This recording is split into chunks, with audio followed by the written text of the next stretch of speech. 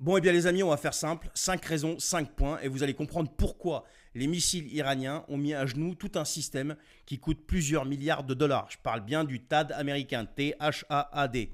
Il y a 5 raisons techniques qui font que les missiles iraniens ont réussi à passer à travers ce fameux dôme de fer, donc qui est aidé par le système THAAD américain. Donc la première raison, les zones mortes du radar. Donc les radars du THAAD regardent en hauteur. Leur angle d'inclinaison est pensé pour intercepter des ogives qui viennent de beaucoup plus haut que ce qui a été tiré là, c'est-à-dire qui viennent de l'espace. Mais les missiles iraniens ont volé à basse altitude, entre 30 et 50 km. Résultat, ils deviennent complètement invisibles.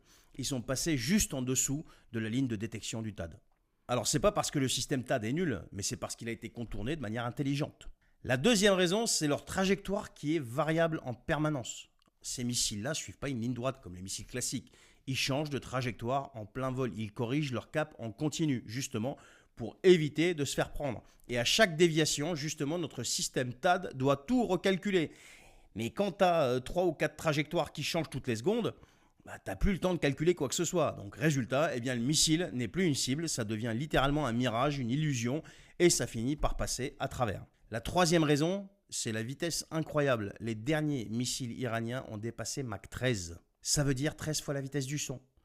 Donc imagine le temps entre la détection et la frappe pour contrer, c'est inférieur à ce que met un opérateur à cliquer sur tirer. C'est très très rapide. On parle de vitesse où même une intelligence artificielle n'a plus assez de marge pour réagir de manière efficace. La quatrième raison, c'est l'exploitation des failles du système. Les systèmes de défense, que ce soit THAAD ou le Patriot, fonctionnent en couches, comme disent les experts. Mais entre les couches, il y a des trous.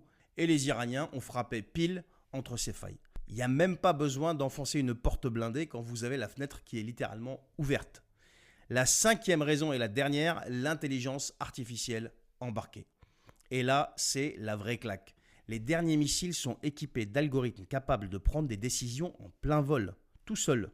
Changer de cible, modifier l'altitude, esquiver une interception. On ne parle plus du tout de roquettes là. On ne parle pas non plus de missiles qui partent d'un point A en direction d'un point B avec un tir rectiligne. Non, on parle de munitions intelligentes, des engins capables d'adapter leur trajectoire au moindre changement, à la moindre menace. Donc ça finit par passer.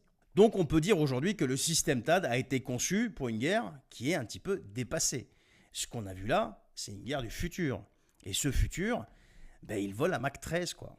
Et il pense tout seul. Et il fait ce qu'il veut. Et donc du coup, ça donne les dégâts qu'on a vus en Israël. Voilà les amis, si cette vidéo vous a plu, vous a appris quelque chose, vous l'avez trouvé utile, partagez-la, commentez-la, likez-la et abonnez-vous si vous n'êtes pas abonné. À la prochaine.